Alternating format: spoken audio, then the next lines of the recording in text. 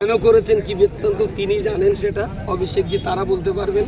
তবে আমার সঙ্গে দীর্ঘ সময় আলোচনার পর যেটা আমার মনে হয়েছে, আমি সেটা বলেছি, সবচেয়ে আমার বড় লড়াই হলো একাত্মবোধ, ভারতবর্ষকে একত্রীকরণ রাখা, পশ্চিমবঙ্গ থেকে ভারতবর্ষ থেকে উৎখাত করে দেওয়ার একটা ষড়যন্ত্র, বাংলা ভাষাভাষী মানুষের প্রতি একটা স্টিম রুলার চালানো।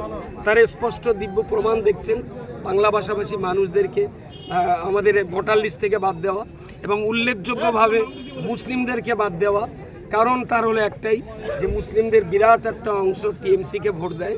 সুতরাং মুসলিমদেরকে হারাতে পারলে, মুসলিমদেরকে বাদ দিতে পারলে টিএমসিকে হারানো সহজ হবে।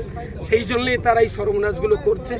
আমার যে উদ্দেশ্যে রাজনীতিতে আসা, বাংলার অস্তিত্ব টিকিয়ে রাখা, বাঙালি জাতির জাতীয় সত্তাকে টিকিয়ে রাখা, দেশের একাত্মবোধটাকে বাঁচিয়ে রাখা।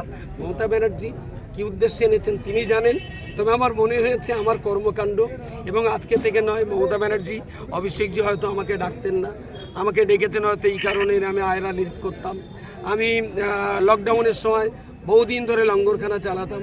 আমি যশ আর বিভিন্ন ক্ষেত্রে মানুষের রিলিফের কাজ করেছি, শিক্ষা নিয়ে দীর্ঘদিন ধরে কাজ করেছি।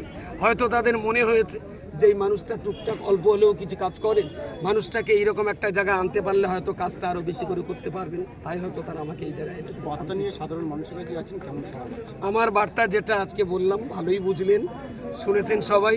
মানুষের কাছে যে অসম্ভব রকমের সাড়া পেয়েছি, তার জন্য আমি তাদের কাছে কৃতজ্ঞ।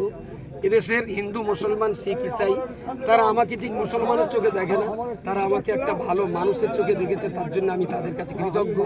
কারণ যেমন মুসলমানরা আমার কাছে আসে, হিন্দু সম্প্রদায়ের মানুষ তারাও আমার কাছে আসছে, তাতে আমি খুব সন্তুষ্ট। চা খাওয়ার দাওয়াই দিলেন দেখলাম। জি বলছি চা খাওয়ার দাওয়াই দিলেন, হ্যাঁ, কি বলবেন এই বিষয়ে? ওতে বলা বলির কি আছে? আপনি দায়িত্ব পালন করলে আমি খুব খুশি হব। কোনোদিন যদি আপনি বলেন অমুক অমুক কাল দিচ্ছিল, তাদের চা খাইয়েছি, আপনি নাম ঠিকানার নাম্বারটা দিলে আপনার ফোন পেতে পয়সাটা ভরে দেবো। নতুন কিছু তো বলার নেই। ওকে।